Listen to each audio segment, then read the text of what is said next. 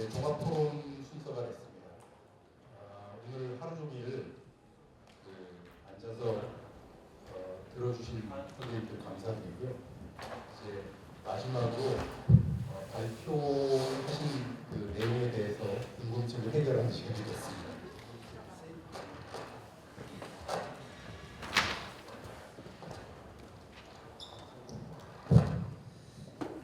지리지를 주제로 오늘 제8회 강원학대회를 2일차 진행하고 있습니다.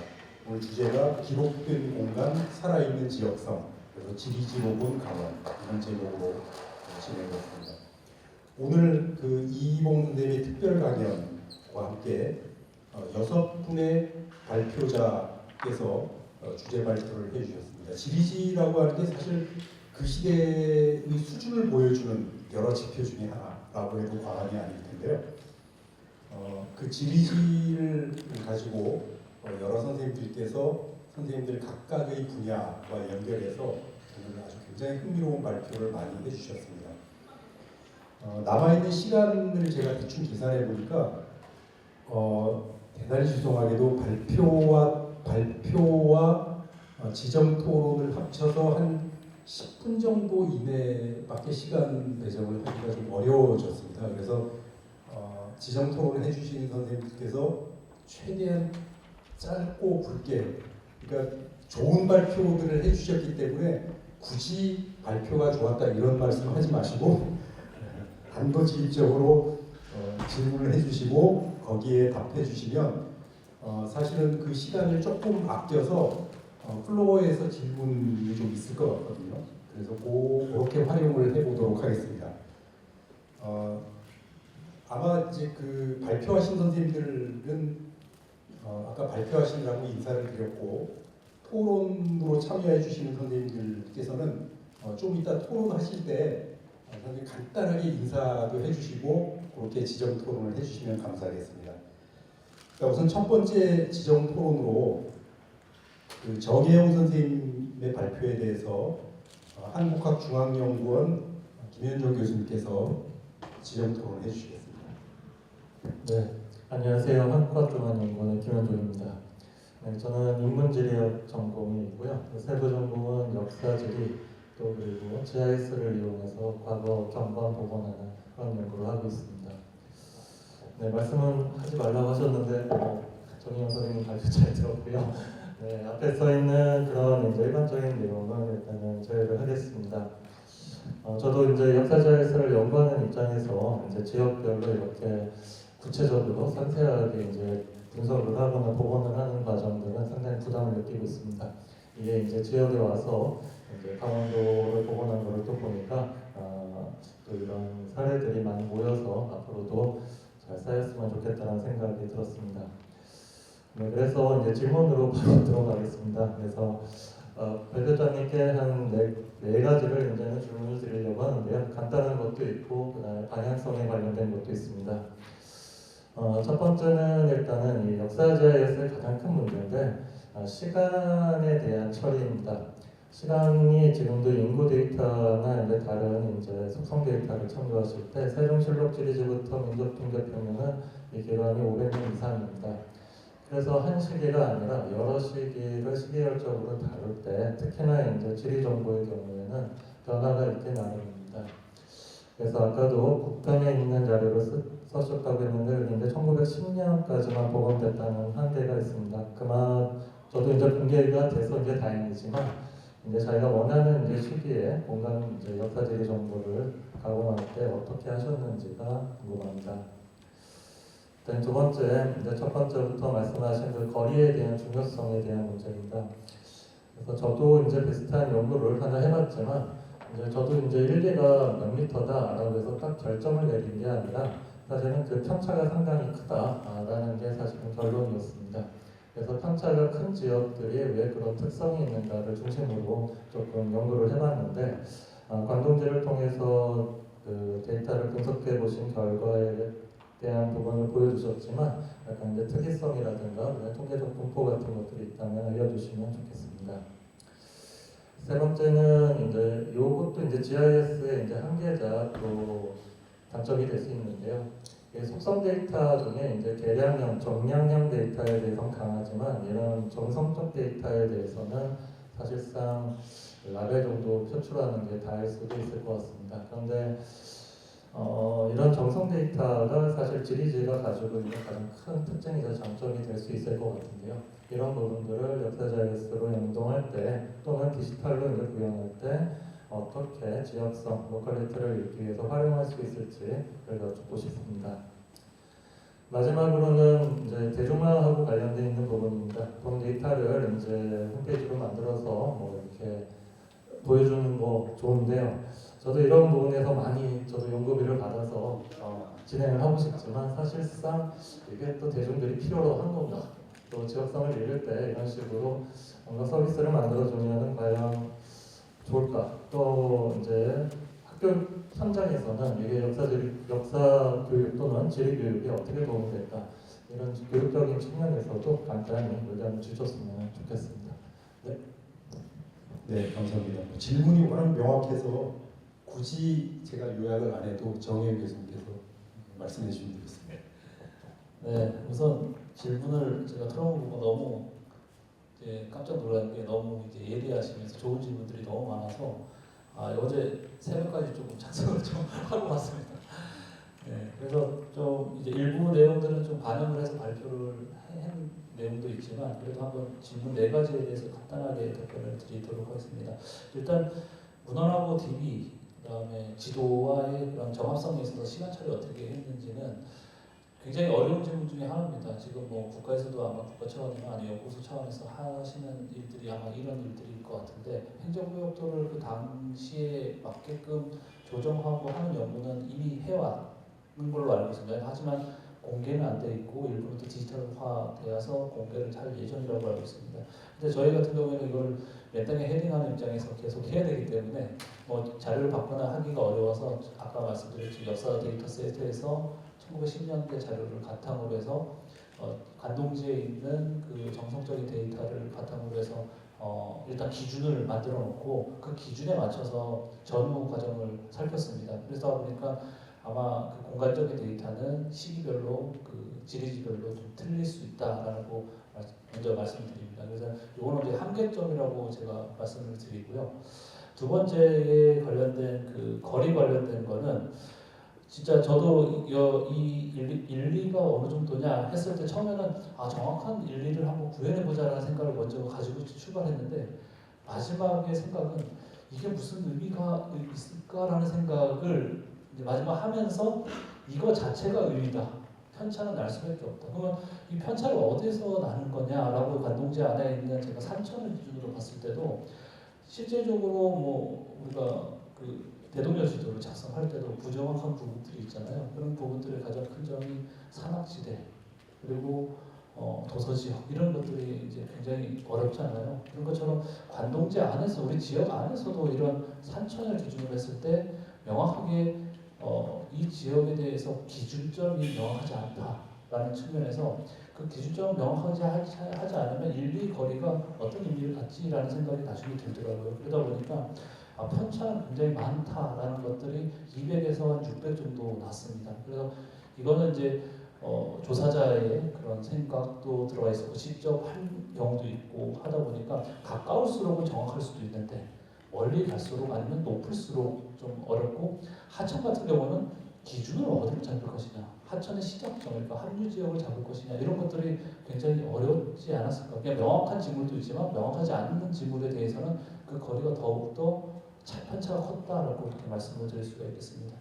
그리고 세 번째 질문에 대해서 정성 데이터 굉장히 차이가 아까 저 얘기 말씀드렸죠. 46개의 편목 중에서 22개 정도가 공간 데이터 그 지역 그러니까 구면 지역에 해당되는 지역을 명확하게 위치 기반의 데이터를 뽑아낼 수 있다라고 이제 어느 정도 말씀드렸죠. 뭐 정확하진 않지만 그 나머지 24개 정도의 편목에서는 각 구면별로는 이거를 가지고 뭔가 데이터를 꾸린다거나 뭐 제시한다거나 하는 거는 뭐 이제 QR 코드라는가 아니면 그 속성 자료 자체를 내보내지 않는 이상은 굉장히 어렵지만 이거를 추상화해서 법례화해서 이거를 강원도 전체 그 당시에 관동지 당시의 행정구역도 외에 그대로 이제 이제 핵심 키워드나 핵심적인 내용들 위주로만 분류해서 올리면 이 정성 데이터도 지역 단위로서는 굉장히 가치가 높지 않을까. 그래서 지역성을 이런 속성 데이터를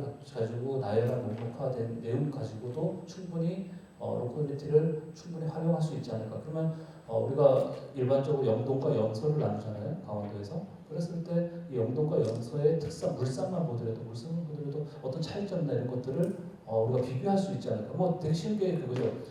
바다가 있느냐 없느냐에 따라서 여기서는 어류 같은 게 나오고 이쪽에는 뭐 산지가 아니면 또 산지 인천물 관련된 것들이 많이 나오거나, 그다음에 뭐 농지 같은 경우는 농산물 관련된 것들이 나온다거나, 그리고 그 어떤 봉급 관련돼서도 어느 지역이 더 높으냐, 어느 지역이 더 세수가 어느 지역이 더 높냐, 이런 것들도 지역적인 편차 이런 것들도 한눈으로 볼 수 있지 않을까라는 생각이 듭니다. 그래서 정성적인 그런 데이터들도 충분히 활용하면 강원도 전체적으로 봤을 때는 굉장히 중요한 그런 가치를 가지지 않을까. 이런 작업들이 이루어진다 그러면 또 그때 당시에 또 생활상을 또 한번 볼 수 있지 않을까 이런 생각이 듭니다. 마지막 이제 지리교육적인 차원에서 학생들한테 이런 것들이 어떤 의의를 갖느냐, 역사지리정보가 어떤 의의를 갖느냐라고 이렇게 말씀해 주셨습니다. 지리교육에서 가장 중요한 건 우선 다른 역사도 마찬가지일 겁니다. 저희가 보통 지리교육에서 VAK라는 학습 스타일인데 이건 학습자 이제 중심의 그런 내용들인데, 이게 V는 이제 비주얼을 얘기합니다. 시각적. 그 다음에 이제 AK는 이제 청중적이라는, 그러니까 듣는 거 청각적, 그다음 운동 기능적인 그런 학습 스타일을 얘기하는데, 가장 많이 이제 통계적으로 봤을 때는 운동 기능적인, 촉감적인, 그러니까 조사나 체험 이런 것들인데, 이런 것들이 이제 실제로 가능하게끔 하는 거는 직접적인 뭐 실물을 찾아서 하는 것도 제일 좋지만, 그게 안 됐을 때는 어떤 요즘에 뭐 AI 기술도 아주 좋고 4차 산업혁명에 맞게 다양한 분야에서 VR인가 AR, 그다음에 메타버스 이런 것들이 굉장히 잘 되어 있습니다. 그래서 이런 것들의 보완을 통해서 기존에 있었던 역사 정보와 역사 지리 정보와 그다음에 우리가 이런 AI와 관련된 기술들을 결합해서 플랫폼에 얹으면 학생들이 직접 예전엔 보지 못했지만 이것들을 3D 구축된 자료들이나 이런 것들을 통해서 직접 체험하고 간접적으로 체험하고 하는 것들이 굉장히 학생들한테 좋지 않을까. 그리고 이런 것들을 직접 해보는 그런 실습도 해보면 위치 기반을 진짜 우리는 이론적으로 아니면 책에서 나와 있는 이 위치를 직접 찾아가서 이걸 확인하고 기록하고 이걸 가져와서 하나의 공간으로 만들고 하는 것들을 직접 한다 그러면 학생들한테는 굉장히 중요한 경험이 될 거고, 나중에 교사가 됐을 때도 이런 것들을 활용해서 아까 말씀드렸던 고등학교 한국지리에서의 그런 지리지나 지리 정보에 큰 도움이 되지 않을까, 학생들을 가르치는데. 이렇게 생각을 하고 있습니다. 이상입니다.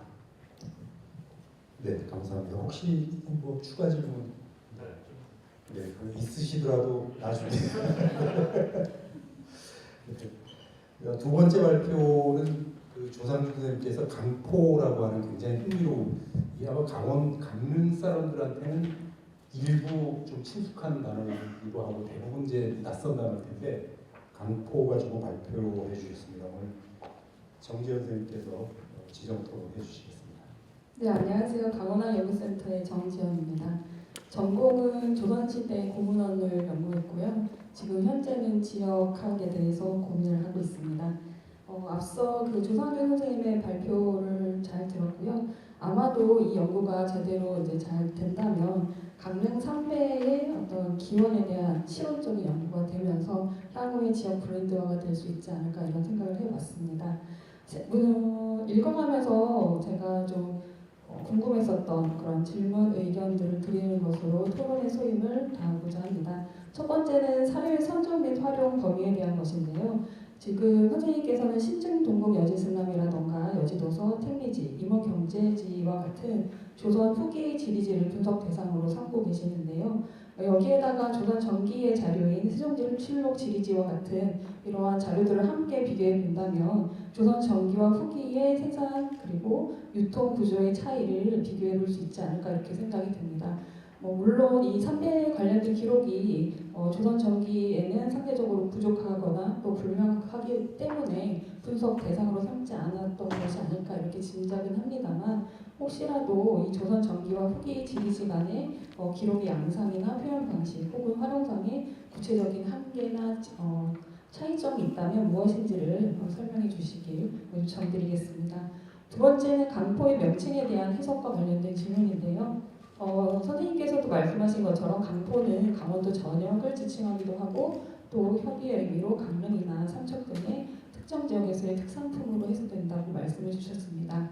이처럼 명칭의 사용 범위나 지칭 대상이 좀 모호한 측면이 있지 않나 이런 생각이 들어서 이와 관련된 다른 자료들을 좀 더 활용할 필요가 있다고 생각을 했습니다. 그래서 관동읍지라던가 관동지 그리고 강원도 내에 있는 어떤 읍지류 안에서 이러한 강포와 관련된 기록이 존재하는지에 대한 상황을 좀 알고 계시는 바가 있으시다면 말씀 주셨으면 하는 생각이 들었고요. 혹시 이것이 강원도의 어떤 그 삼배 전체를 얘기를 하다가 강릉의 어떤 협의의 의미로 이게 시기적으로 의미 지칭의 의미가 변화된 건 아닌가 이런 생각도 해봤는데 그런 부분에 대한 선생님의 견해도 궁금합니다.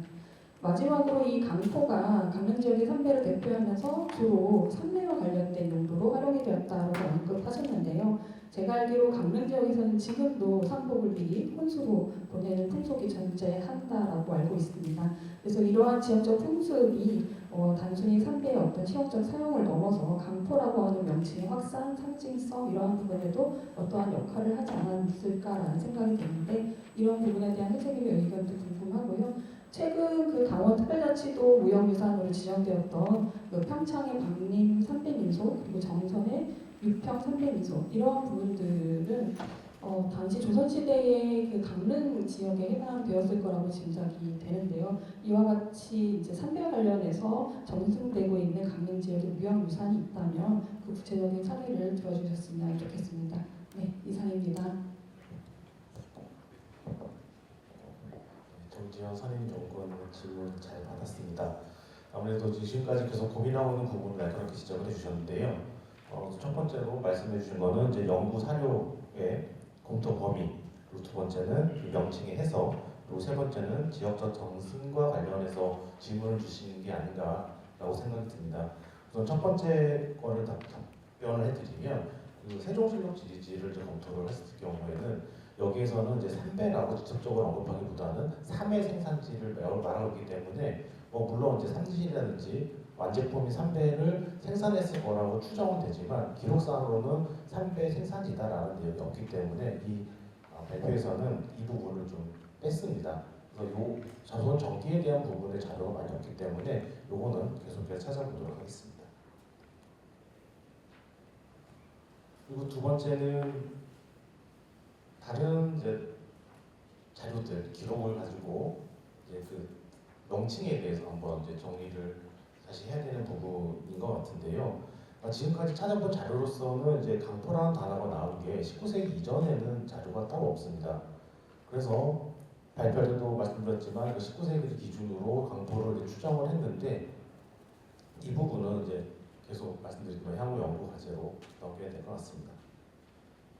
그리고 세 번째는 상례와 관련해 가지고 상복을 미리 준비하여 요거는 뭐 말씀드리자면 기본적으로 저기 상례에 쓰이는 상복은 돌아가시기 전에 자기가 가져왔을 때 가장 높은 등급의 옷을 가져오거든요. 여성분 같은 경우는 홀레복일 거고 남성분일 경우에는 이제 뭐 관복이라든지 아니면 일반인이 입었을 때 가장 높은 등급의 옷을 가장 좋은 등급의 옷을 가져왔을 텐데요. 그래서 상복을 미리 준비해서 혼수를 준비했다라고 했을 때 그 혼수가 상복은 아닐 겁니다. 삼배 옷은 아닐 겁니다. 이후 삼배 옷이라고 칠한 거는 이제 근대의 이유라고 추정이 되고 그리고 삼배와 관련해서 전승되고 있는 강릉 지역의 문화유산 이 부분은 최근에 지정되어 있던 이제 평창과 정선의 그 삼배 민속 삼배 문화가 있는데요. 지금 요거는 이렇게 생각합니다. 이제 강원도의 해종도역이 바뀌면서 지금 현재 강릉 지역은 그 강릉 지역만이 아니고 뭐 강릉 대도부 지역이라든지 좀 더 확산해서 평창 일부도 강릉이었고 정선 일부도 강릉이었고 아까 말씀드린 울진 일부도 강릉이었기 때문에 그 지금 얘기하고 있는 평창과 정선에 지금 삼배 문화도 강포를 얘기하고 있지 않을까라고 조심스럽게 추정을 해봅니다. 그래서 지금은 행정구역상 정선과 평창이 나누어져 있어서 그렇게 따로 지정이 되어 있는데 조금 더 시대로 올라간다면 그것조차도 강포가 아니었을까라고 생각이 듭니다. 그리고 지금 이 발표에서 이제 한계점은 이제 명확합니다. 조선 전기를 다루지 못한 점, 그리고 강포 명칭의 범위를 일부 원원에만 한정 지은 점, 그리고 문화유산과의 연결고리가 충분치 않은 점, 그리고 세 가지가 부족한데요. 이 부분은 앞으로 계속 연구하면서 메꿔나가도록 하겠습니다. 네, 감사합니다. 오늘 뭐 그 행사 준비하시랴, 지정 토론하시랴 바쁘시구나. 혹시 뭐 추가 질문?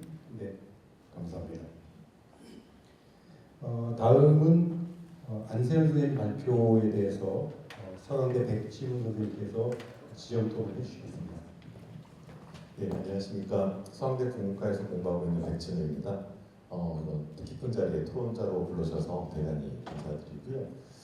저는 한문학을 전공하고 있는데 한문학 전공자로서 이 지리지를 상당히 중요한 사실 자료로 자주 이용을 하고 있거든요. 사용하고 있고 그런 측면에서 볼 때 안세현 선생님의 발표뿐만 아니라 다른 선생님들의 발표도 저는 상당히 많은 도움이 되고 공부가 되었습니다. 그 점에 대해서 먼저 감사를 드리고 싶습니다. 안세현 선생님의 발표는 그 PPT를 줄글로 옮겨놓으면 그냥 논문이 될 것 같고, 혹은 필요하다면 그 도청이라든가 이런 데서 필요한 과제의 제안서로도 사용하기에 이미 충분하다고 생각을 합니다. 그래서 어떤 특별한 지적이라기보다는 몇 가지 그냥 선생님 생각을 제가 좀 궁금해하는 지점들이 있어서 그런 점을 좀 여쭙고 싶습니다.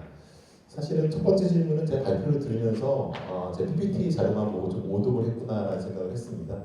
왜냐하면 발표를 들어보셔서 아시겠습니다만 동국여지 승남을 선본으로 삼고 그 이후에 나온 자료 가운데 중요한 것들을 잘 모아서 레이어를 시대별로 쌓는 게 필요하다라는 취지인데 제가 좀 잘못 오독을 했습니다. 근데 예전부터 안 선생님이 우문에도 흔답을 잘 주셨기 때문에 혹시라도 미리 답변을 준비하셨다면 말씀해 주셔도 괜찮을 것 같습니다. 두 번째는 저도 이제 최근에 지역학으로서의 한문학 연구에 대해서 좀 발표를 하고 고민하는 그런 기회가 있었는데요. 불과 30년 전쯤만 하더라도 이제 지방자치제가 시작이 되면서 지역에서 이런 지역만의 고유한 정체성, 콘텐츠, 사료 이런 것들이 상당히 의미가 있고 중요했었는데 이게 불과 한 30년 만에 이제 지역 담론이 중요한 게 아니라 수도권 집중화를 넘어서서 이제 지역 소멸을 걱정하는 시기에 이르렀습니다. 단적인 예로 작년에 그 경상북도 김천에서 김밥천국 축제를 했거든요. 그러니까 김밥 축제를 했습니다. 김천시하고 김밥은 아무 관계가 없죠. 그냥 음만 가져온 거죠. 그리고 그 충남 공주에서는 프린세스 축제를 했습니다. 그리고 경남 진주시에서는 주얼리 축제, 보석 축제를 준비하고 있다고 하고 화성에서는 외계인 축제를 준비하고 있다고 합니다. 그러니까 이거는 지역의 정체성이라든가 문화 유산하고 아무 상관이 없는 거예요. 그 서울 서북 쪽에서 일산 쪽으로 가다 보면 대곡역이라고 있습니다. 큰 대자에 골자리 곡자를 쓰는데 거기에 최근에 일본인 관광객들이 모여들고 있다고 해요. 그 이유가 오타니하고 똑같기 때문에 오타니 팬들이 와서 사진 찍고 간다고 합니다. 그러니까 그렇게 따진다면은 사실 우리는 정말 중요한 일을 하고 있고 학술적으로 접근하고 있지만 앞으로 닥칠 미래에 정말 어떤 일이 벌어질지 모르는 상황입니다. 그래서 두 번째 질문 사실 그런 측면에서 좀 준비한 질문인데요.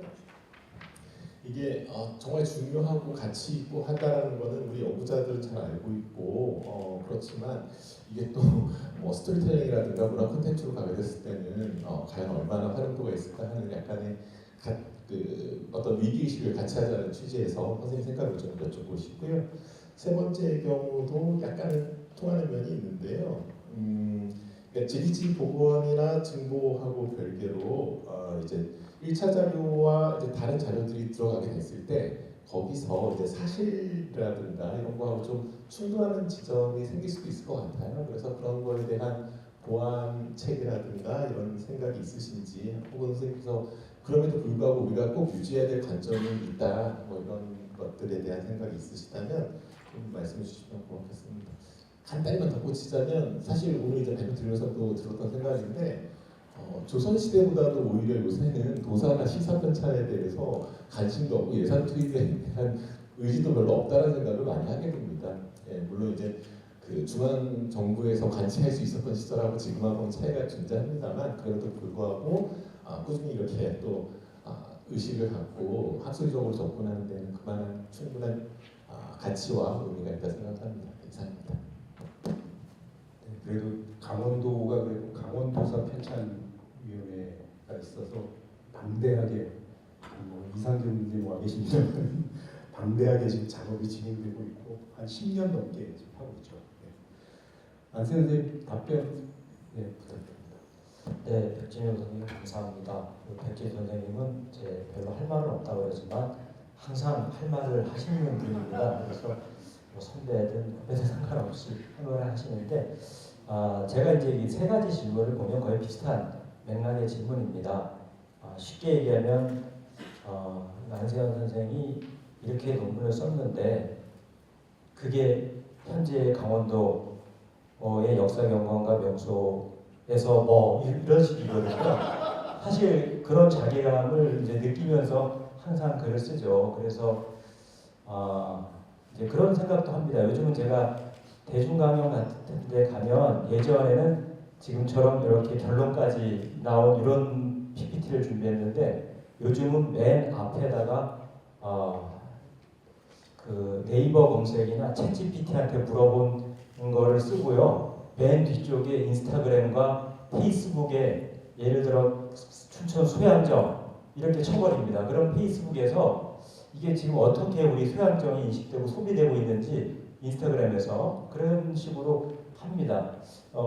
사실은 우리 이 고전이나 역사를 연구하는 사람들이 이제 그런 것에 대한 감각을 꾸준히 유지해야 된다는 말씀인 것 같아요. 그래서 지금 여기 나와 있던 뭐 예를 들면 화천의 고궁국어 같은 것도 인스타그램에 쳐보면 나오긴 나옵니다. 요즘은 조금 더 또 박물관에서도 많이 홍보하시고 했고 또 답사 가서 애들이 찍어놓은 것도 올려놓고 하는데 저는 이제 이거를 이렇게 스스로에게 위로를 합니다.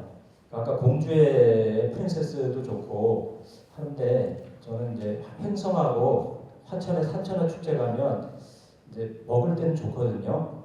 한우도 먹고 산천어도 먹으니까. 근데 우리가 언제까지 한우와 산천어만 먹고 살지? 이런 생각을 합니다. 그러니까 일종의 우리가 하는 이 지리지나 역사경관 명소 같은 것은 일종의 그 지층이라고 생각해요. 그러니까 지층을 보면 오랜 역사 속에서 쌓아놓은 그 여러 당대의 그 삶의 방식이나 또 유물들이 다 이렇게 각각 묻혀 있지 않습니까? 근데 그 지층보다 또 이제 반복의 역사도 있고 하죠.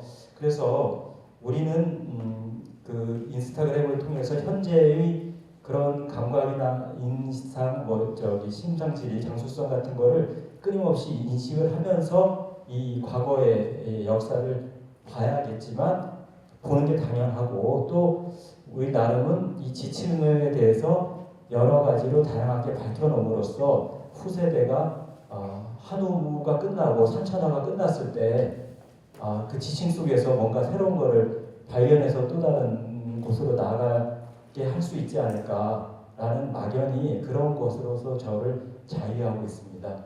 이 정도 대답하면 될지 모르겠습니다. 감사합니다. 네, 이게 사실 굉장히 중요한 질문인데 답은 없고 그러나 인문학도로서는 늘 가지고 있어야 되는 문제의식이 아닐까 이렇게 생각을 합니다. 네, 그럼 이 정도에서 마무리를 하겠습니다. 다음은 오늘 네 번째로 발표해 주신 이상균 선생님 발표에 대해서 강원대 장경호 선생님께서 토론해 주시겠습니다. 네, 안녕하십니까. 저는 강원대학 삼척 캠퍼스에서 공부하고 있는 장경호라고 합니다.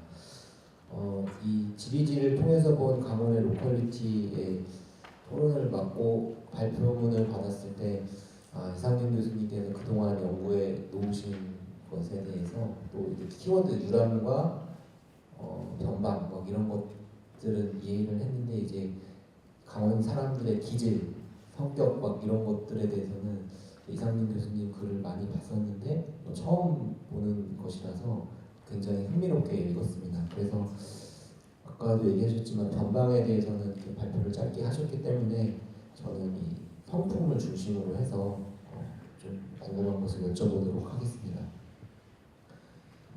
여기서 그 강원인의 성품을 얘기하시면서 저는 좀 제가 삼척에서 있다 보니까 삼척과 강릉의 차이를 이렇게 얘기를 하셨는데 그게 어떠한 것에 연유한 것인지가 좀 궁금했습니다.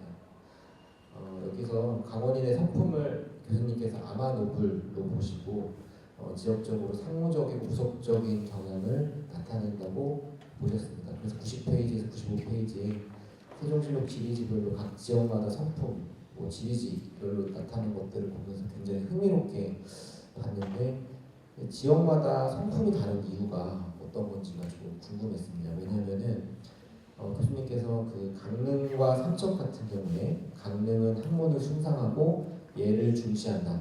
그런데 삼척은 귀신을 숭상하거나 교활하다.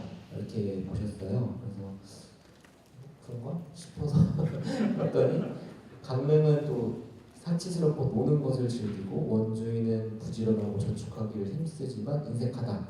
이런 것은 석연의 문집에서 이러한 것이 있다라고 하시면서 PPT에서도 보여주셨지만 삼척은 이유가 없어서 삼척에서 근무하는 저로서는 좀 궁금한 점이 있었습니다.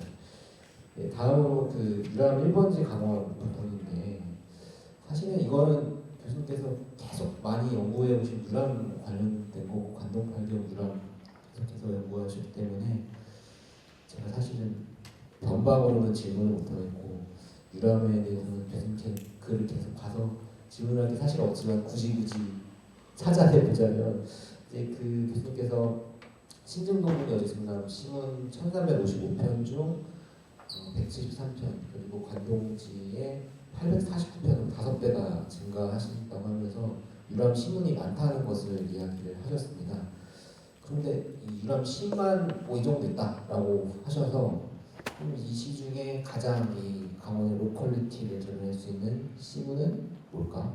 이런 것들에 대해서 궁금해서 교수님께서 이 부분 하나 소개해 주셨으면 하는 바람이어서 두 번째 질문을 하도록 하겠습니다. 네, 마치도록 하겠습니다. 네, 이제 뭐 질문이 명확하기 때문에 답변해 주시면 되겠습니다. 제가 본의 아니게 기분 나쁘게 되면 사과를 드리겠습니다. 제가 한 얘기는 아니고 신중동구 여지승남이 이제 표현이 되어 있습니다. 네. 그리고 거기 관동지에 간성골 모여야 되면 간성에는 전국의 상인이 모이고 간사한 소인배들이 몰려들어 소기부수가 많고 소성을 좋아하여 교화가 했다. 이런 또 내용이 있거든요. 시기별로 조금씩 다른 것 같은데 근데 이게 저도 이걸 보면서 써야 되나 말아야 되나 좀 고민을 했는데 이거 놓고 지역 감정 불러일으킬 수 있는 따로 말씀드릴게요. 지금 보겠습니다. 우리 아마 그쪽 지역에서 오래 사신 분들은 어떤 얘기가 이제 있을 수가 있는데 유튜브 방송되는 거 아니면 얘기해도 될 것 같긴 한데 그거 따로 말씀드리겠습니다. 어쨌든 제가 말씀드린 그 유추해낸 건 아니고 기록에 남아 있는 걸 적었다라고 하는 부분을 말씀드리면서 오해를 좀 풀어주셨으면 하겠고요.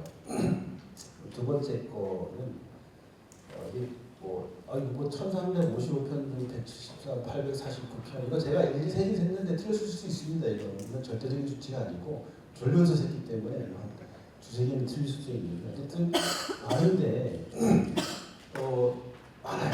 로컬리티를 나타낼 수 있는 시문들은 뭐 어마어마하게 많습니다. 근데 그 중에서 뭐 저는 또 하지 전공은 또 아니긴 하지만 제가 본 자료 중에서 대표적으로 소개해드릴 것들 두 건 중에 하나는 아까 안세현 교수님 소개를 했습니다. 서과정이 이곳과 근제의 이야기를 뭐 정보라는 게 그걸 얘기를 해서 신문을 쓰는 거 하나.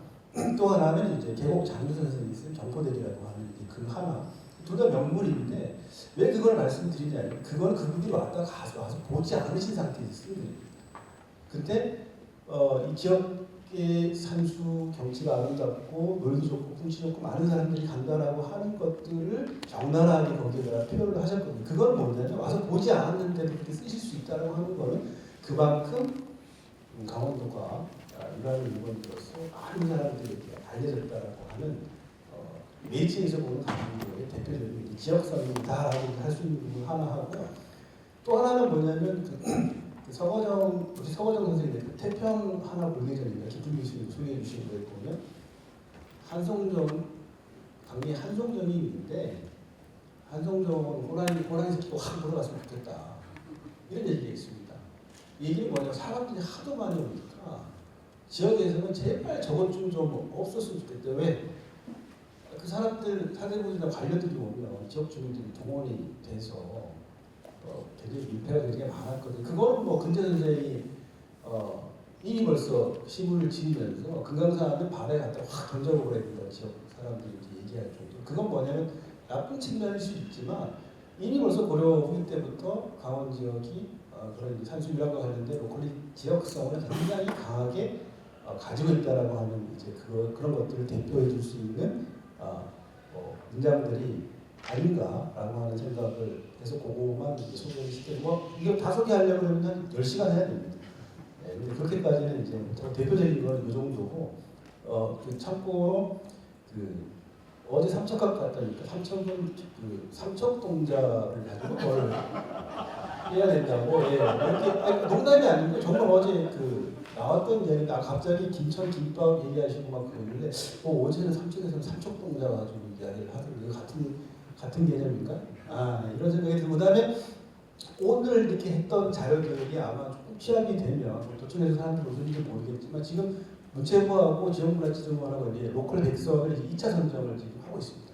1차에서는 했고요. 2차 선정을 지금 하고 있는데 뭐냐면 기존에 알려진 거 말고 앞으로 이제 가능성이 있는 것들을 발굴하자는 취지에서 하고 있는데 오늘 이렇게 보면 이렇게 꼭 집어낸 것들 몇 개를 선정을 하면 충분히 될 수 있지 않을까라는 생각이 좀 들어서 이런 연구 기회가 좀 자주 좀 마련되면 실제로 좀 활용하거나 아니면 지역을 좀 빛낼 수 있는 로컬 문화 자산을 발굴할 수 있지 않을까라고 하는 생각을 하면서 마치겠습니다. 네, 감사합니다. 이제 혹시 뭐 추가 네. 오늘 말씀 듣고 보니까 강원학 연구센터의 어깨가 점점 무거워집니다.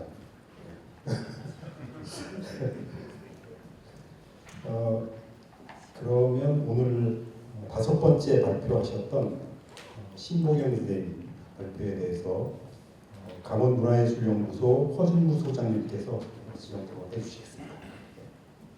네, 안녕하세요. 춘천에서 지역학 연구를 하고 있습니다. 제가 강원문화예술연구소라고 이름을 한 이유는 춘천만 작업을 해가지고는요 먹고 살 수가 없을 것 같아서 앞에다가 강원문화예술 문화에 또 우리가 예술까지 얹어가지고 지금 강원도를 좀 열심히 좀 홍보도 하고 이렇게 해보자고 하는 취지에서 이렇게 이름을 짓고 정말 뼈빠지게 고생하고 있습니다. 오늘 제가 신보경 선생님께서 발표해 주신 국가지명위원회의 이제 시의 안건을 중심으로 한 지명정보의 공공성을 이제 강화하는 측면에서 어떻게 하면은 지역 속에 들어 있는 이 지명 정보를 공공화해서 지명의 가치를 좀 높여보고자 하는 의도라고 좀 그렇게 생각이 들었습니다. 그래서 특히 이제 지리지라고 하는 부분을 앞에 이제 우리가 전체 주제와 연관되다 보니까 지리지 속 지명 정보의 공공 언어화라는 제목으로 논문을 발표를 하신 것 같습니다. 여기 신보경 우리 선생님은 지명 연구와 그다음에 지명 위원이시죠? 지명위원으로서 20년 이상을 이 방면에서 전문가로 활동을 해 오셨고, 저는 지역학을 하는 한 사람으로서 지명의 일부분 이야기는 많이 들었습니다. 그리고 오늘 말씀해 주셨던 춘천 사례를 그 당시에 춘천시 지명위원회에 저도 이제 들어가 있어서 그 안건을 맡고 작성을 하고 심의에도 같이 참여를 해서 좋은 사례로 소개를 된 것에 대해서 너무 한편으로 감사를 드립니다. 그래서 전체적으로 이제 발표해 주신 내용을 한마디로 얘기하면 지명 업무 편람의 고도화를 또 한편으로 추구하시면서 지명 심의에 있어서 표준 매뉴얼을 좀 만들어 보고 싶지 않나, 그러한 제안을 해주신 것으로 이해를 했습니다. 그래서 이제 지금까지 발표해 주신 내용은 그렇게 정리가 되는 것 같고요. 그래서 두 가지 질문만 드리도록 하겠습니다. 지리지가 지명 정보의 보고이자 지명 심의는 공공 언어 전환의 제도적 경로라고 말씀을 하셨고요. 지리지에 등재되어 있지 않은 경우 전거 기반을 찾기가 어려울 듯합니다. 그렇다면 이러한 경우에 전거를 찾는 다른 방법, 가지고 계신 노하우가 있다면 어떤 것이 있는지 좀 알려주시고요. 두 번째 질문은 강원 지역은 타 시도에 비해 인구는 적은 편이고 면적은 넓어서 사람이 살지 않으며 비슷한 자연 환경 구조를 이루고 있습니다. 이렇게 지명을 명명하기 어려운 사각지대에 놓인 곳에도 지명을 부여할 방법이 있다면 좀 상세히 소개해 주시면 감사하겠습니다. 이상입니다. 네, 감사합니다. 공교롭게 그때 심의할 때 저도 같이 위원이어가지고 위원들이 다 질문이 두 가지인데 간략하게 잘 부탁드립니다. 좋은 토론 감사합니다. 저는 이제 국어학을 전공했고요. 또 언어를 이제 관심을 갖고 또 지명을 만나게 됐고, 지명을 보다 보니까 지금 뭐 허준구 소장님께서 말씀을 하셨지만 여러 가지 그런 또 일들을 하게 됐습니다. 그러다가 보니까 지명에 대한 인식들이 조금 더 제고됐으면 좋겠다. 그리고 이렇게 중요한 부분들을 왜 항상 이렇게 아웃사이더처럼 그렇게 예산이 편성될까, 그런 생각을 하게 됐습니다. 그래서 저는 이제 지명의 관심이 어떻게 이제 흘러갔냐면 공공 언어에 관심으로 갔고요. 그다음에 또 제가 관심을 갖다 보니까 공공 언어 정책 심의를 하는 일들을 자연스럽게 하게 됐습니다. 그래서 그런 것들을 지금까지 경험들을 토대로 해서 또 우리 강원도에서는 또 어떻게 하면 좋을까라는, 아직까지 그냥 모색 단계이지만 이렇게 하면 어떨까 그런 생각을 오늘 발표해서 했고요. 그러면 선생님이 말씀하셨던 이제 두 가지에 대해서 답변하겠습니다. 첫 번째는 이제 지리지에 등재되지 않았을 경우 정보를 어떻게 확보할 수 있을까? 굉장히 좀 날카로운 질문이신데요. 저는 조금 포괄적인 개념으로 봤습니다. 지리지 등재 부재가 정보 부재는 아니다라고 이렇게 봤고요. 그래서 정보라는 것을 지리지뿐만 아니라 문헌, 지도, 행정기록, 사회에서 사용되고 있는 그런 반영된 포괄적 개념으로 봤고요. 그 보안 공고로서는 서로 다른 계열들이 있죠. 영상이라든가 항공사진, 지형도, 지적도, 그다음 또 여기다 추가하자면 하천, 오늘 아까 얘기가 나왔었는데 하천 하천 레이어 DB, 도로망 DB, 그다음 이제 공공 기록들, 그런 것을 확보해서 크로스 체크를 하면서 그런 정보를 만들면 상당히 그것이 보강될 수 있다고 생각했습니다. 예를 들면 지도 같은 경우도 지형도와 국가 기본도도 있고 영상들, 있는데요. 그래서 1대 5만이라든가 1대 2만 5천 근대 지형도와 국가 지형도, 지적도, 항공사진 이런 것들을 같이 좀 정사 영상이라든가 그런 거 매핑을 해보고요.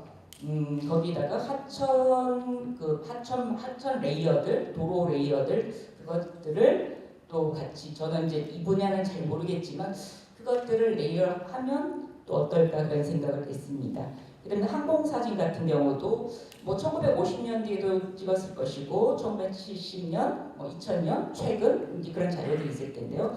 항공사진을 찍어보면 우리가 비행기 타고 이렇게 보면 이제 보이듯이 길도 보일 것이고 그런 흔적들이 점거가 될 수 있다고 생각이 됩니다. 그다음 또 하나는 이제 제가 이제 하천을 생각을 해본 거는요. 그 지명 같은 경우는 행정 운영성이라든가 그 안전, 뭐 안내 이런 게 되게 중요한 역할을 되는데 하천 그 공식 하천 여기 DB 도로 DB들 그런 것들도 본류와 지류 그거의 어떤 층위들 합류점, 뭐 하천 명칭, 하천 뭐 지명 사전, 하천명 사전인가요? 그런 것도 있는 것 같은데요. 그다음에 뭐 도로망 레이어라든가 노선 번호들, 뭐 교차로, 그다음 만들면서 교량이라든지 시설물 코드 뭐 이런 것들 같이 연계해서 보고 또 하나는 그 지적도라든가 도로명이라든가 그런 것들 같이 한번 보시는 것도 좋을 것 같다는 생각이 들었고요. 그다음에 수계라든가 그다음 그런 뭐 매핑을 해보자면 예전에 나무나 지는 뭐 도로 다리 명칭으로 가면 될 것 같고 그다음에 도로는 예전에 보면 재나 현이나 치 같은 경우는 이제 교차로나 그렇게 가면 될 것 같다는 생각했습니다.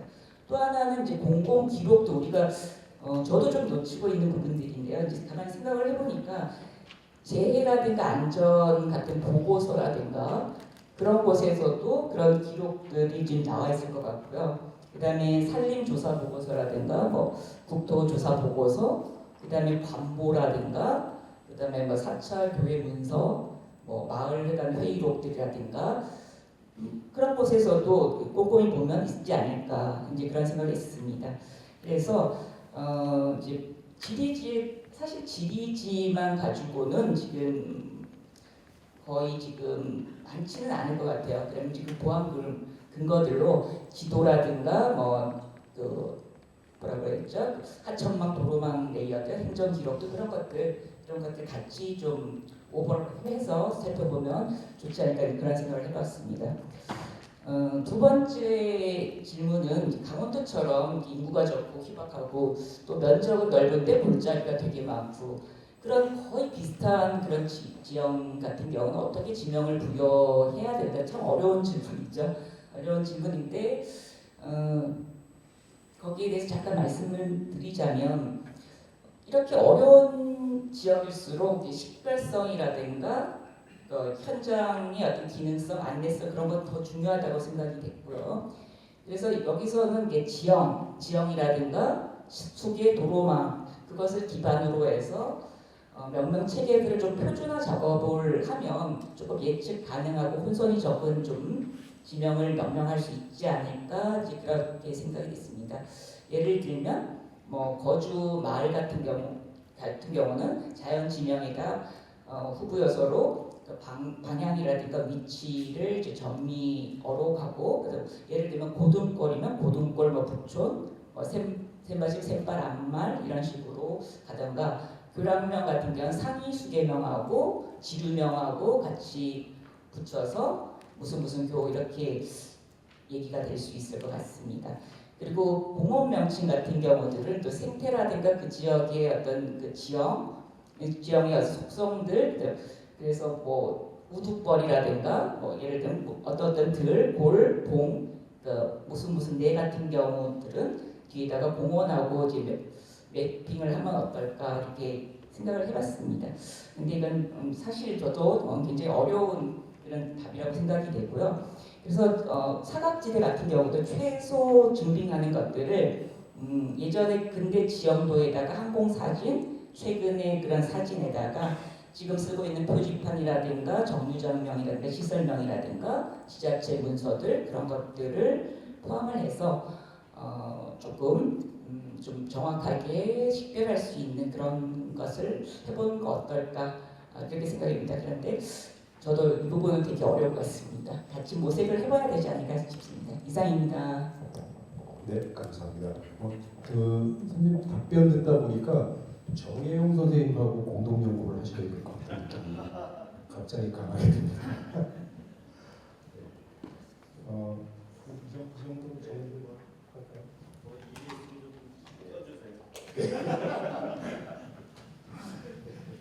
네, 감사합니다. 사실 이 분야 이제 오늘 발표가 시간이 워낙 짧게 배정이 되는 바람에 발표자 선생님들께서 말씀을 충분히 못하셨을 겁니다. 그런데 특히 그 중에서도 오늘 이재두 선생님께서 어마어마한 자료를 갖고 오셨는데 거의 말씀을 못하시고 막 그림 PPT도 빨리빨리 넘길 수밖에 없는 형편이 돼서 저희가 굉장히 죄송스럽게 생각합니다. 그러나 또 그 와중에 그런 발표를 보시고 토론을 맡으신 정용건 선생님은 얼마나 힘드셨을까 이런 생각을 합니다. 강원대 정용건 선생님께서 지정 토론해 주시겠습니다. 예, 안녕하십니까. 강원대 고문학과에서 공부하고 있는 정육관이라고 합니다. 저는 한문학을 전공하고 있는데요. 사실 이제 오늘 발표들에서 여러 차례 언급된 것처럼 지리지에도 재영시라든지 유람시라든지 기문이라든지 이런 문학 자료들이 굉장히 많이 있기 때문에 저도 이제 평소에 이 지리지에 대해서 특히 강원도 지리지에 대해서 나름대로 관심을 갖고 공부를 해왔었는데 구체적인 체제라든지 내용이라든지 분포 현황 이런 것들에 대해서는 좀 많이 알고 있지 못했었습니다. 그런데 이제 오늘 발표해 보신 것처럼 굉장히 방대한 그런 규모의 지리지를 보여주신 선생님의 발표를 보면서 굉장히 많은 공부가 되었습니다. 저는 이제 그 4가지 정도로 지리를 준비해 왔는데 그 중에서 이제 1번과 2번은 이제 형식적인 부분들 혹은 이제 이 논의 대상이나 범위 설정에 관한 그냥 간단한 생각들을 정리한 거라서 선생님께서 참고를 해주시면 좋겠다라고 생각이 들고요. 뒤에 있는 3번째, 4번째에 대해서만 질의를 드리고자 합니다. 아무래도 이제 정말 많은 지리지를 보아 오셨고 또 이제 지리지와 관련된 다방면의 연구 성과들을 내주셨던 선생님이기 때문에 이런 질의를 드리게 된 것인데요. 이번 논문에서도 이 강원도 육지들의 여러 현황을 아주 폭넓게 조사해주고 정리해주셨습니다. 근데 이제 이런 정리를 해오시면서 이런 다른 지역의 육지들의 이제 그런 것들도 많이 보셨을 텐데 그런 현황들과 비교해 볼 때, 거기에 이제 비추어 볼 때 강원도의 육지들이 가지고 있는 어떤 특징적인 부분이라든지 변별적인 지점들이라든지 이런 것은 무엇일지 한번 여쭤보고 싶었습니다. 그래서 저는 경험이 짧기 때문에 그런 부분에 대해서 몰라가지고 한번 여쭤보고 싶었던 것이고요. 근데 4번이라고 되어 있는 질문은 제가 이제 처음 이제 선생님 토론 의뢰를 받았을 때 처음 받았던 이제 과제가 지리지 해제의 필요성과 이 활용 방안에 대한 고찰이라고 하는 것이었습니다. 그래서 그거 관련해 가지고 또 질문을 드리고 싶은 것인데요. 아까 백진우 선생님께서 주셨던 지리와도 통하는 부분일 것 같습니다. 그래서 지리지라고 하는 것은 이제 당대의 어떤 지리나 역사, 제도, 풍속, 문화 이런 굉장히 많은 지식 정보들이 망라돼서 집적되었다라고 하는 점에서 굉장히 매력적이고 또 이제 가치 높은 그런 자료들이라고 생각하는데 다만 이것을 이제 교육이라든지 연구라든지 문화라든지 혹은 아까 나왔던 콘텐츠라든지 이런 방면에 있어서 이제 내가 활용한다라고 했을 때는 어떻게 이걸 써먹어야 될지 굉장히 막막해지는 그런 부분들이 있었습니다. 그래서 그런 지리지와 관련해 가지고 특히 이제 오랜 연구를 해오신 만큼 이에 대해서 이제 별도로 생각해 주신 바가 있으면 한번 의견을 청해 듣고자 4번째 같은 질문을 해봤습니다. 네, 이상입니다.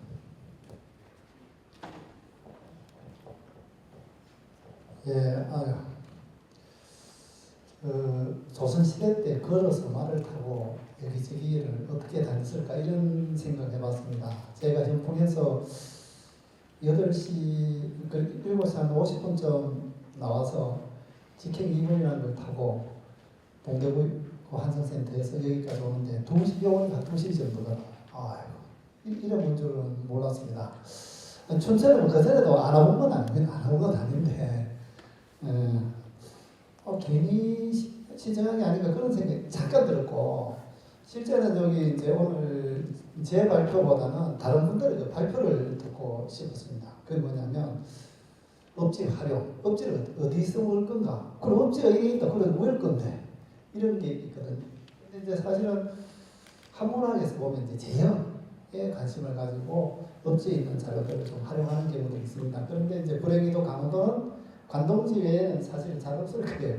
그런 부분들이 좀 있긴 한데 그런 부분들이 있고 또 이제 업지에 나오는 어떤 장소들 이런 걸 가지고 사실은 그 김현 선생님 많이 하고 계시지만 그 지도화 지도에 어디에 점을 찍느냐 이런 부분들이 있는데 그런 것도 있고 지금 사실 이 업지를 활용한 연구들이 다방면에서 많이 연구되고 있습니다. 그런데 상당히 그 어려운 점들이 좀 있는 것 같아요, 다들. 저는 이제 강원대고 사학과 석사학위 받았던 그 유정란 쌤과 이 논문이 정식으로 좀 풀고되면 좋겠더라고요. 엄항이 아니고 채못이라는 거와 더불어서 그 내용들이 이제 보면 사회경제적 내용이라든지 이런 많은 부분들을 분석을 좀 많이 했더라고요. 또 최근에는 또 사회경제사 이런 걸 좀 하는 연구자들 중에 업지를 활용해서 사회경제적인 어떤 현안, 그러니까 영정조 시기와 19세기 이런 어떤 변화상 이런 것들을 밝히는 그런 연구들도 좀 있습니다. 그런데 사회경제 이런 거는 데이터 입력을 좀 많이 해야 되니까 사실은 그리고 데이터 입력 이전에 사료비판을 먼저 내야 되거든요. 그러니까 실제 데이터 입력했는데 1899년 거로 입력했는데 사실은 1843년 거일 수도 있고 그런 이제 것들이 좀 필요한 것 같습니다. 좀 제가 약간 서운한 얘기를 한다면 선생님들이 이게 아마 발표문을 준비하면서 검색에 지리지만 치신 것 같아요. 업지를 치시면 제게 논문이 엄청 쏟아져 나오는데 그리고 저는 기장과 지리지 정보 시스템이라는 요 지리지 요 표현 자체가 실제로는 경상도 지리지, 경상도 속천 지리지를 제외하고는 다 업지거든요. 업지가 아닌 것도 몇 개 있는데 그래서 사실은 규장과 업지 정보 시스템 이렇게 해야 되는 맞잖아요. 그리고 이게 뭐 지나치는 건데 영정조 이후에 업지라는 표현들 많이 쓰고 있고 이게 지리지라는 표현이 중앙의 시각이라면 업지는 지역적 시각이라는 거나 그런 생각을 합니다. 그런 생각이 돼서 동국예지성하면 지역편이 그 업지일 수 있다. 그리고 실제 업지들 중에는 동국예지성 그대로 뺏긴 것도 있습니다. 그리고 여지도서는 분명히 업지입니다. 여지도서는 이걸 이제 전국 지리지로 해가지고 하는데 각 지방에서 올린 그 자료를 중앙에서 가공하지 않습니다. 동국 예지성하면 뭐 여러 해에 뭐 한 몇 년, 1, 2년이 걸쳐서 검증 작업들을 하거든요. 그런 작업들이 있으니까 조금 다르긴 한데 그렇고 저희가 발표를 짧게 했으니까 조금 더 제가 아마 질문하시면 다 하는 게 아닌가 싶습니다. 참, 요 관동업지라고 이렇게 할 때 관동업지가 그 관동업지에 동일한 내용을 수록하는 게 아닙니다. 그러니까 이제 소장체를 밝히고 관동업지 이렇게 표현할 수밖에 없습니다. 그 내용은 거의 다른 경우들이 많습니다. 그리고 우리가 책을 한번 찍어가지고 보급되는 것이 아니기 때문에 그 시기마다 책을 내는데 그걸 관동업지라고 하기도 하고 그 이유가 되면 강원도업지라는 표현을 쓰기도 하고 그런 내용들이 있습니다. 예, 오늘 하여튼 뭐 여러 가지 많이 배웠습니다. 하여튼 지명 관련도 그렇고 저는 고을이라는 표현을 많이 쓰는데 업이라는 걸 고을이라는 표현을 많이 쓰는데 강원도도 원주목이 있으니까 안세인쌤이 부군연 이랬으면 안 된다고 생각합니다. 부목군연.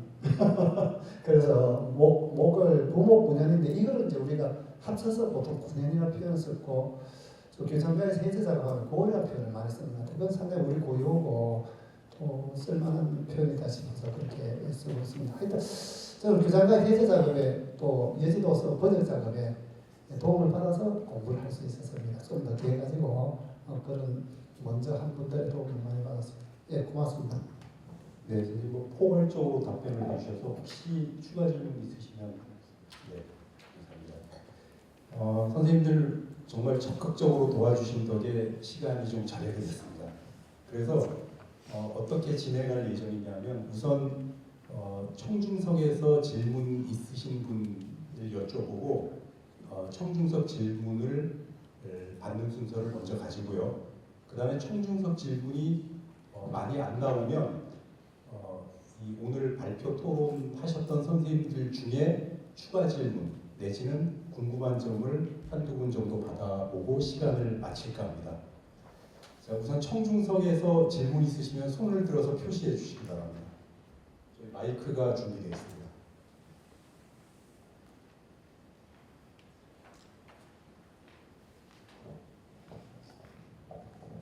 네, 이게 사실 청중석에서 첫 질문이 늘 용기가 필요한 거라서 네, 저 송드신 선생님 계십니다. 네. 그 본인 소개를 짧게 해주시고 질문을 어떤 분한테 질문하시는지 말씀해 주시고 질문해 주시기 바랍니다. 네, 안녕하세요. 강원역사문화연구원 조사연구팀 나경환입니다. 저는 오늘 지리지로본 강원에서 되게 흥미로운 주제들을 많이 들어서 너무 감사드립니다. 그 중에 강포에 대해서 발표하신 조상춘 선생님께 말씀을 좀 드리고 싶어서 마이크를 드리겠습니다.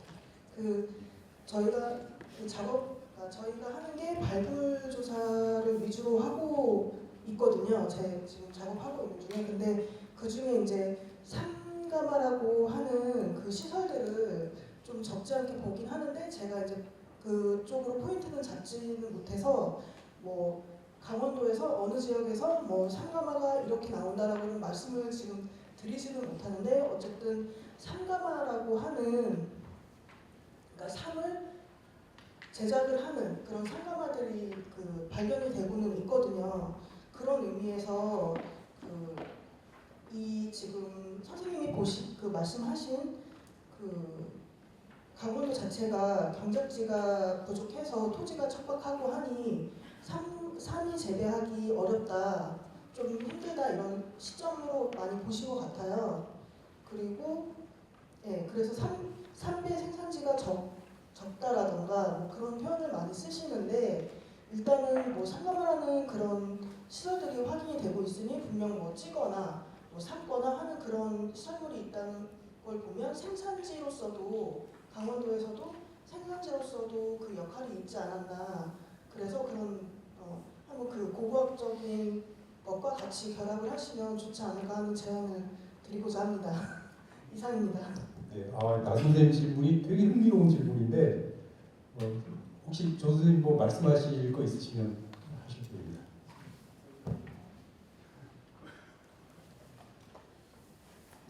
네, 논문을 소개시켜 주셔도 되고. 네.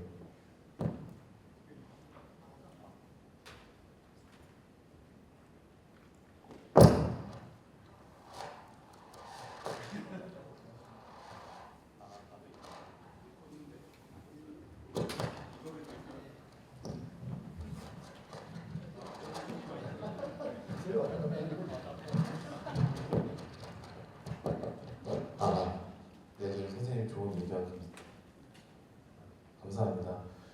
말씀도 좀 약간 오해가 있는 게 삼이 생산되지 않았다, 그러니까 삼배 재배지가 아니다라고 얘기한 거는 특산물이 아닌 경우에는 일반적으로 다 생산이 다 되었습니다.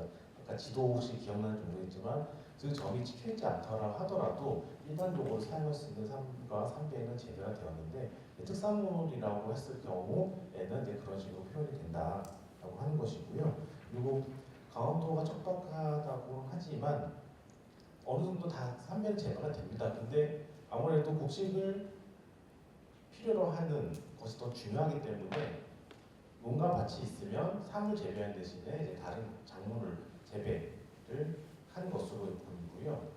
만약에 평지가 아니라 정선의 평창처럼 삼을 재배하게 되면 산지 쪽에서 많이 생산된 것으로 보입니다. 그리고 삼가마는 저도 지금 이 부분은 공부를 하고 있는데요. 제가 아직 고고학 전공이 아니라서 제가 아직까지 보고 있는 상태라 선생님 말씀하신 대로 이 부분도 추가해서 좀 더 공부를 해보도록 하겠습니다. 네, 선생님 혹시 추가 질문 있으실까요? 선생님. 네. 이상규 선생님 아까 무슨 논문 나온 게 있다고 그러셨나요? 정선 쪽에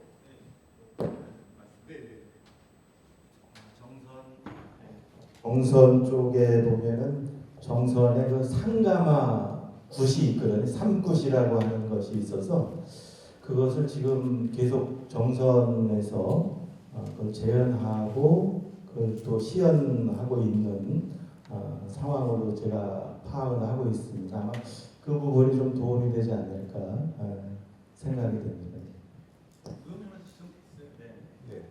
네, 지정됐죠. 네, 도에 제가 좌장이라서 이제 발언을 제가 굉장히 자제하고 있는데 좀 궁금한 점도 많고 사실 이 문제는 삼가마는 제 생각에 삶을 재배하는 곳에서 발견될 것 같습니다. 네, 왜냐하면 그럴 수밖에 없는 게 삶을 잘라서 그걸 그냥 운반을 하는 게 불가능하기 때문에 쪄서 껍데기를 벗겨서 운반하거든요. 저희 집이 강릉 지역인데 삼은 정선에서 갖고 왔습니다. 우리 동네는. 그러니까 그런 식으로 되기 때문에 삼가마는 아마 삼을 재배하는 지역에서 발견될 가능성이 굉장히 높을 겁니다. 네, 혹시 다른 질문 또 받겠습니다. 네, 오늘 저 기조발제도 해주시고 네.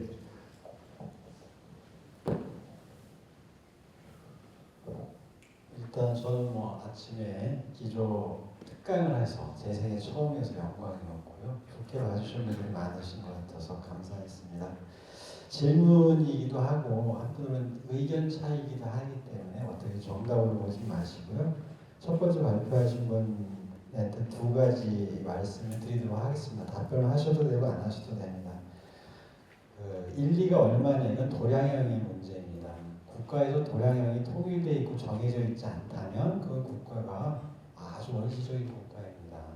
우리는 6척은 1보, 360분은 1이라는 걸 다 알고 있습니다. 그다음에 척이 얼마인지 지금 다 알고 있고 남아있는 것도 있고 그림으로도 있고 근데 그것이 논쟁이 된다는 것이 기존에 도량형이 돼 있는 것을 논쟁한다는 것이 저는 주변에 보면서 되게 신기했다. 저도 논문을 하나 썼는데 근데 그래서 도량형을 1, 2가 얼마인지는 분명하게 조선시대 때 알고 있었습니다.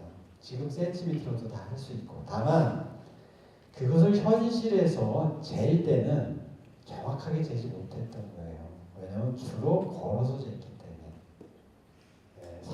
6척 1보라는 이거에 맞게 재려고 했는데 걸어서 그것이 정확하게 맞지 않아서 편차가 나타나는 것이다. 그 편차를 1, 2 거리로 착각하는 경우들이 너무 많아서 좀 제 입장에서 많이 신기했다 이렇게 말씀을 드리고요. 두 번째로 아까 강을 예를 들어서 관문으로부터 강 어디까지 그 광이 어디냐 그거 궁금해하셨던 것 같아요. 저는 산은 잘 모르겠습니다만 강은 저는 알고 있습니다. 옛날 사람들이 거리를 어떻게 쟀냐 길을 걸어갔습니다. 그래서 기본적으로 관문에서 소양강을 간다는 그 길이 어딘지만 알면 알 수 있거든요. 그 길은 어디에 있냐? 과일가스 일대에 일제강점기 1910년대 지도에 다 있습니다. 거기서 딱 하나만 신경 쓰시면 신장로 새로 만든 도로가 조금 들어가 있어요. 그거만 빼면 조선시대, 고려시대 그 이전까지 다 돌아다니는 길이 그대로 남아있어 거기 다 그려져 있거든요. 그래서 거기서 가는 강 위치가 맞다. 보통 나로입니다. 나로. 그 다음에 이 길을 가서 잰 지가 신리, 오리 이런 거 나오잖아요. 그럴 때 지금 잴 수 있는 게 너무 많아요. 예를 들어서 횡성에서 춘천에서 횡성까지 간 거리가 동국여신에 다 기록돼 있어요. 그 다음에 경계선까지 거리와 읍시와 읍시, 관문과 관문 거리가 다 적혀 있습니다. 그것을 1910년 지형도 속에서 길을 찾아서 재면은 나옵니다. 다만 지도에서는 평면이잖아요. 근데 높낮이가 있잖아요. 그것이 나중에 고려돼서 하시면은 편차가 어느 정도 났는지 편차가 날 수밖에 없죠. 대부분 걸어서 했는데 편차가 전국적으로 보면 그렇게 크지도 않습니다. 그 부분을 일단 말씀드려서 아마 춘천에서 한번 재고 싶으시다면 춘천 주변에 다 기록이 많이 나오잖아요. 그 길을 찾아서 100% 못 찾겠지만 대부분 찾아서 할 수 있는데 산만은 저는 잘 모르겠다. 이렇게 말씀을 드리고 하나만 더 말씀드리면 아까 이재두 선생님에 대해서 읍지와 지리지 저는 용어는 현대에 많이 쓰는 용어로 쓰는 것이 맞다. 옛날 용어를 학술적으로는 그대로 쓰는 것을 조금 용인을 하지만 현재 제일 많이 쓰는 용어로 쓰는 게 맞다고 생각하고 저는 학술 논문조차도 되도록 많이 쓰는 용어로 바꿔야지. 그 다음에 그 일반 사람들도 좀 보고 좀 이해를 한다 이런 측면이 있어서 높지보단 제 개인적인 기분에는 지리지가 더 좋다 이렇게 말씀을 드리도록 하겠습니다. 이상입니다. 네, 이제 두 분과 관련된 거라서 정 선생님 먼저 혹시 말씀하실 게 있으시면 네 말씀하시고 끝나시면 네, 제가 또 마이크를 옮기겠습니다. 네, 감사합니다. 좋은 질문부터 감사한데 맞습니다. 이게 제가 이제 빨리 이제 진행을 하다 보니까 실제 1, 2에 대한 그 기본적인 내용들, 그러니까 1척이 몇 호고 얼마 되고 그다음에 360호가 뭐 1, 2호 이런 내용들은 하지 않았었습니다. 하지 않았고 그다음에 그 조선시대 세종대죠. 세종대 기리고차라는 것도 있었고 기기가 만들어졌다는 그 기록도 있고 그 기리고차에 의해서 한성적은 뭐 했을 수도 있다 이렇게 보는데 그러면 지방은 어떻게 할 거냐라는 것들에 대한 내용도 있습니다. 그래서 아까 보 얘기를 하셨는데 저도 되게 고민을 많이 했습니다. 그러면 1척이 보통 조선 때 황정척에 의해서 20cm 정도, 20.1cm라고 얘기를 합니다. 그랬을 때 보로 계산을 하면요. 곱하기 6을 하잖아요. 그럼 120cm가 나오거든요. 그러면 우리가 일반적인 보폭에서 120보 이렇게 한 보로 이렇게 계산하는 게 맞느냐라는 그런 생각을 되게 많이 해서 그래서 이거는 그 주척 이제 우리가 보통 얘기하는 황정척 아니면 주척의 길이에 맞춰서 아마 뭔가를 이제 뭐 이 걸음보자를 쓰지만 좀 다르게 측정하지 않았을까라는 내용이고 아마 말씀하셨던 그 도량형의 문제는 맞는 거 맞습니다. 이게 도량형의 문제는 당연히 맞죠. 왜냐하면 우리는 지금 현재 1900년대 이후로 이제 도량형의 통일에 대해서 이제 킬로미터니 미터니 쓰고 있지만 그 전에 그렇게 안 썼다는 거죠. 그거를 이제 키로로 하고 그 다음에 근대 지도화된 내용들을 가지고 얘기를 하다 보니까 안 맞죠. 그래서 최대한 맞추려고 우리 지리 정보를 하시는 분들 그리고 역사 지리 정보를 좀 하시는 분들은 맞추려고 노력을 엄청 많이 합니다. 근데 이거를 그냥 이게 어떻게 이렇게 맞추려고 하는데 이게 차이가 나니까 이게 답답한 거죠 어떻게 보면. 그래서 최대한 그 아까 말씀하신 것처럼 비슷하게 나오는 400m, 그러니까 1, 2에 400m에서 500m 사이로 많이 나옵니다 실제로. 그래서 그 내용들을 좀 안타깝지만 그래도 맞추려고 노력을 하고 있다라는 것을 좀 말씀드리고 논쟁은 당연히 있을 수밖에 없는 것 같습니다. 하지만 그래도 우리는 또 뭔가 노력을 해서 이런 것들도 맞추면 또 확실한 정보를 좀 제공해 주지 않을까 이런 생각이 좀 들고요. 아까 말씀하신 그 신정로하고 하천 경계 이런 것들은 솔직히 맞는 말씀이시고 제가 이제 여기서 발표를 했을 때 산천 중에서 산을 했을 때 봉이산 얘기를 잠깐 드리면 봉이산을 이렇게 우리가 강문에서 1, 2 정도 떨어져 있다라고 하는데 봉이산을 어떻게 1, 2 정도로 측정했을까? 그러면 가는 길이 있었을 거 아니에요, 맞죠? 가는 길로 해가지고 제가 과거의 길을 모르니까 현재 그 등산로를 이렇게 따라가니까 800m 정도 나오더라고요. 정상까지. 그러면 1, 2가 448m가 나오는데 800m면 거의 2배가 되잖아요. 그러면 산은 어떻게 기준이 됐길래 이게 그러면 직선거리로 갔을 거냐? 아까 얘기했을 때 김현종 박사님께서 말씀하셨던 그 경사를 감안한 실제 거리를 한번 말씀하셨어요. 5m급의 그 해상도를 가지고 있는 수직모델 모델을 적용했더니 494m가 나왔어요. 그러니까 차이가 나죠. 거의 10% 말씀하신 거 맞습니다. 그 정도 차이 나는데 실제 거리는 솔직히 산 지역 아까 말씀하신 것처럼 측정이 굉장히 어렵고 그 다음에 각 지역에 굉장히 멀리 떨어져 있는 거는 최대 600m에서 1, 2에 최소로 200m까지 나타나는 경우도 있어서 약간 차이는 있었다라는 겁니다. 그래서 그거만 말씀을 좀 드리겠습니다. 감사합니다. 혹시 이재도 선생님 짧게 대답해. 예, 아까 전에 그 질문에 그 3번 질문에 강원도 지역은 무엇이 다른가? 관동지에 보면 맨 앞에 반환이 쭉 나옵니다. 그런 게 다르고 그 나머지 그 형식은 좀 비슷한 것 같고 업지냐 지리지냐 이 문제는 저도 많이 고민한 부분인데 예, 그렇습니다. 저는 업지라고 쓰긴 씁니다. 쓰이는데 그럼 한 번 더 고민을 해보겠습니다. 고맙습니다. 네, 뭐 연구자마다 이제 사용하는 그 용어는 이제 그 연구 지도자의 생각이 반영되어 있기 때문에 뭐 일도 양단식으로 얘기하기는 굉장히 어려운 주제 같습니다. 네, 다른 질문 받겠습니다. 네, 없으시면 혹시 오늘 토론이나 발표하신 선생님들 중에 저분 발표나 토론은 내 생각과 다르고 이런 거 있으시면 혹시 질문 받겠습니다.